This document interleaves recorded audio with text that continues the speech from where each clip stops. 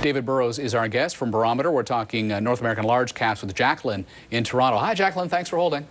Hi. Thank you for taking my call. You bet. I enjoy your show, as usual. My question is about Facebook. Would you buy it at this price? And or if you have it, would you keep it or sell it? And I don't understand how they can make mistake like that during the IPO, because IPO was done by Morgan Stanley, supposedly the best company. So any of your comments will be appreciated. Thank you very much. Right. So I think that's kind of a two-part question, and let me take a crack at both pieces. So on the Facebook, I'm going to speak in very simple terms. When a stock starts trading in the 40s and is now at 20 and hasn't seen daylight, or 21 and hasn't seen daylight along the way, you have a mountain of unhappy shareholders, right? Nobody is making money.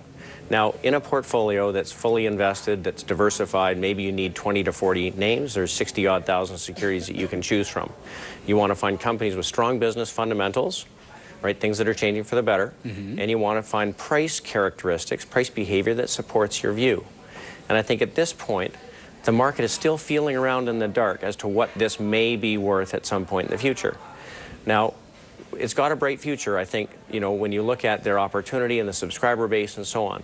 The problem is you have to balance that off against a shareholder base that's largely unhappy and more stock that could come to market. So I would prefer to see a turn in the share price that's relatively significant before I were going to enter the stock. We often have guests say they would be happy to miss the first 5, 10, 15% of a stock price rally to confirm what they know. Right. Now, if this company has the future we all think and hope that it does, the first 10% isn't going to matter. And it's the same way I kind of feel about some of the cyclical stocks right now. We can miss that first little bit of a turn because if it becomes a sustainable theme and the data starts to get better, then we can certainly jump on board. So in the case of Facebook, you want to be careful there. On the pricing, the problem that we faced at Facebook is every investment bank on earth wanted to do this deal. So of course, their pitch to the company is we're going to manage it effectively and we're going to get you a good price. And unfortunately, with the kind of frenzy that was attached to this, the bidding went probably a little bit too high. Okay, Jacqueline, thanks for that from Toronto. Let's go to Bob, also in Toronto. Hello, Bob. Hello. Welcome.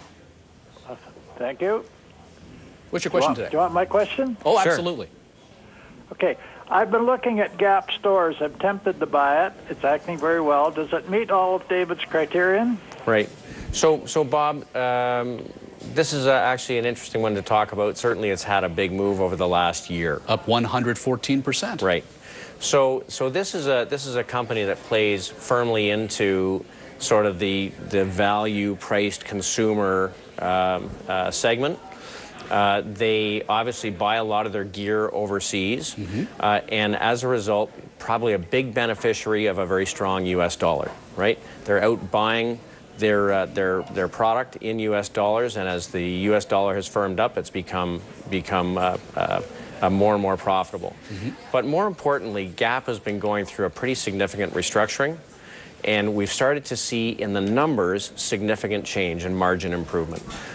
Generally, once that begins, it can go on for quite some time. What's quite some time? Well, you can go on for quarters and quarters.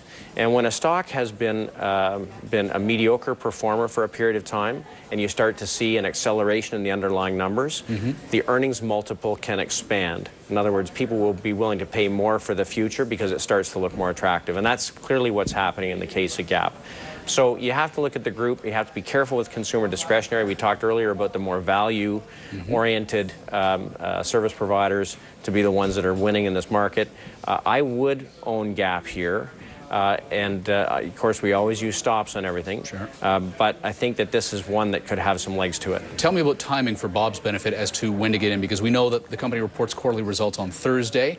My Thompson consensus is that sales are only going to go up 5%, but to your point about restructuring, the bottom line is expected to climb 36%. Listen, you want Bob in now before the numbers come out? If you can live with a potential pullback sort of to the $30 level, right, then I think that you could enter the stock. Having said that, given the reaction to earnings as we've gone through this earnings period, it's been kind of like dodging depth charges, right? Companies that have been beating are seeing a sell-off after the earnings come, and companies that have been missing, where there's been a big discounting taking place already, are seeing rallies. So if I were going to buy a position here, you could start with a small position and be prepared to buy it if it comes in after the earnings. I don't think we're going straight higher from here into year-end. We do think that there's likely going to be some more news-driven turbulence. You may get an opportunity to buy it cheaper, but you could start with a piece, and I wouldn't have a problem owning the stock here. All right, let's talk about news-driven turbulence. Bob, thanks for the call from Toronto. Jane in Port Dover, hello. Hi. Good to speak to you. I appreciate your opinion, Mr. Burrows. I would like to know what you think of SNC Lavalin, or should I go with Brookfield Infrastructure? Thank you. Right. Bye-bye. Jane, I would prefer to go with a Brookfield over SNC. I think SNC has a good business. The problem is it's in the doghouse. It's likely to be for a while. It takes time for a new CEO to prove himself out. So I think in the meantime, you've got a lot of people who bought the stock in the high 40s, low 50s, who are underwater. Stock's basically been churning its way sideways now since 2007. So realistically, I don't think that there's a race here. Wait and start to see a turn in the price behavior. Wait to start to see a turn in the numbers. I don't think it's timely right now. All right, Jane, thanks for that from Port Dover. A quick break. When we come back to your questions on North American large caps with David Burrows, president of Barometer Capital Management. You can call us toll-free at 1-855-326-6266. When we come back, we'll find out if David has gas in his portfolio.